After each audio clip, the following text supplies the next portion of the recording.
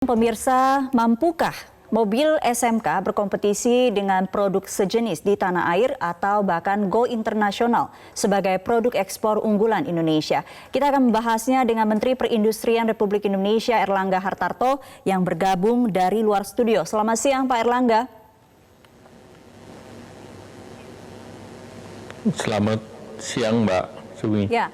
Pak Erlangga, banyak sekali yang mengkritisi mengenai mobil SMK ini, katanya adalah produk Tiongkok, hanya saja logonya yang diganti menjadi logo SMK. Anda sudah mencobanya langsung, apa tanggapan Anda tentang ini? Ya, pertama sudah lihat kasat mata bahwa produksi mobil ini diproduksi di pabrik yang berada di Boyolali. Fasilitas produksinya lengkap, dan sebelum kelahiran mobil ini sudah diadakan rapat di Kementerian Perindustrian dengan adanya para vendor atau para supplier tier 1 maupun tier 2 untuk menunjang lokal konten daripada mobil SMK ini.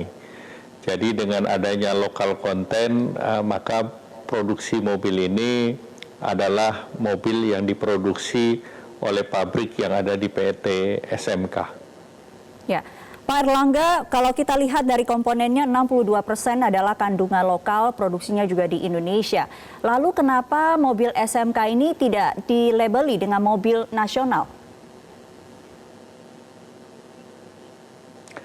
Pertama, kita pernah punya pengalaman mobil nasional, lahirnya melalui Perpres atau PP, dan kedua pada waktu itu isinya antara lain bahwa produk itu diproduksi dimanapun, kalau itu sudah diputus sebagai mobil nasional itu dianggap mobil nasional.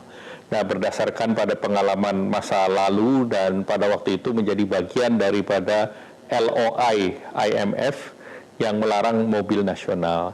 Nah, kali ini kita membuat mobil ini adalah mobil berbasis merek nasional dengan pemilik modal dari nasional. Karena kalau kita menunjuk satu mobil menjadi mobil nasional, tentu harus ada keputusan hukumnya. Dan kedua, tentu pemerintah perlu ada keberpihakan yang sifatnya khusus. Nah, keberpihakan yang sifatnya khusus ini yang biasanya diprotes oleh WTO dan yang lain, adalah satu sektor industri yang tidak level playing field. Kalau ini kita buat industri merek nasional, diproduksi nasional, level playing field dengan produsen-produsen yang telah ada sebelumnya. Baik. Pak Erlangga, kalau kita lihat mobil SMK ini dari sisi kualitas, kemudian juga harganya yang dikatakan sekitar 110 juta on the road gitu. Bagaimana Anda melihat mobil SMK ini akan mampu bersaing dengan brand-brand lain, brand internasional yang sudah jauh lebih matang? Ya, pertama ceruk pasarnya tepat karena ceruk pasar yang dipilih adalah mobil niaga, di mana mobil niaga biasanya brand loyalty-nya tidak sekuat seperti mobil passenger cars atau yang lain, di mana untuk mobil niaga itu yang paling penting adalah tentu untuk distribusi ataupun logistik. Para pengusaha melihat berapa besar baknya, berapa ton yang bisa diangkut, sehingga ini menjadi bagian awal untuk masuk dalam pasar. Jadi menurut saya ini pilihan yang cerdas. Baik.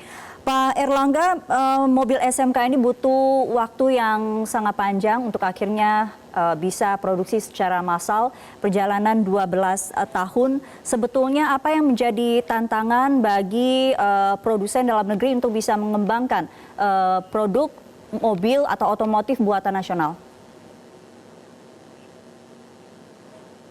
Jadi ada beberapa yang didorong, salah satunya adalah penggunaan lokal konten. Kita ketahui bersama bahwa industri otomotif itu sekarang menggunakan Indonesia sebagai basis produksinya, baik itu perusahaan multinasional.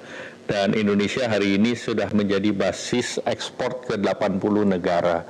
Sehingga tentunya lokal konten yang dimiliki itu bisa dijadikan platform untuk mobil berikutnya dengan merek nasional. Nah, pemerintah mendukung mobil merek nasional ini. Sekarang sudah ada 2 merek nasional. Yang satu AMDES, angkutan multimoda transportasi, angkutan mekanis multimoda transportasi, tetapi size-nya lebih kecil daripada SMK, dan itu spesialisasinya rural, dan pilihannya juga pickup. Nah, yang kedua yang levelnya lebih besar, cc-nya lebih besar, 1.200, yang bernama SMK. Sehingga inilah yang didorong oleh pemerintah, dan biasanya tentunya universal spare parts itu kan biasanya ada yang terkait dengan hak kekayaan intelektual, ada yang open source.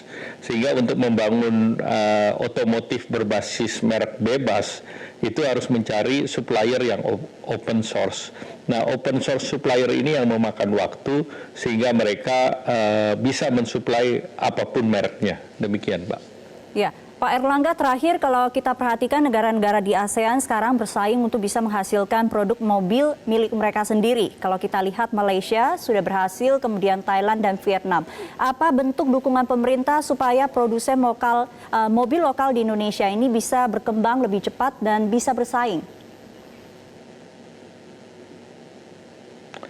Ya, pertama kita lihat pengalaman negara tetangga, misalnya Proton. Proton itu pada satu periode tertentu itu basisnya Suzuki R3, dan Suzuki R3 itu dari Indonesia. Jadi Suzuki R3 yang diekspor dalam bentuk CKD dari Indonesia di rebranding menjadi Proton. Nah, sekarang Proton dikuasai oleh Geely. Nah, tentu Geely sekarang mempunyai banyak desain yang basisnya adalah Volvo. Nah, kemudian kalau misalnya Finfast mengembangkan industri, basisnya adalah mobil BMW. Nah, tentu ini yang pasarnya berbeda-beda. Khusus untuk Indonesia, ya, pemerintah mendorong dalam bentuk lokal konten, dan juga kalau tahapan berikutnya, misalnya tren ke depan adalah di mobil listrik. Nah, pemerintah memberikan insentif fiskal khusus bagi industri yang bermerek lokal dan lokal kontennya tinggi. Jadi kita kombinasikan antara lokal konten dan merek nasional agar membedakan antara perusahaan-perusahaan yang sudah beroperasi di Indonesia. Baik, terima kasih Menteri Perindustrian Erlangga Hartarto untuk waktunya di Metro Siang.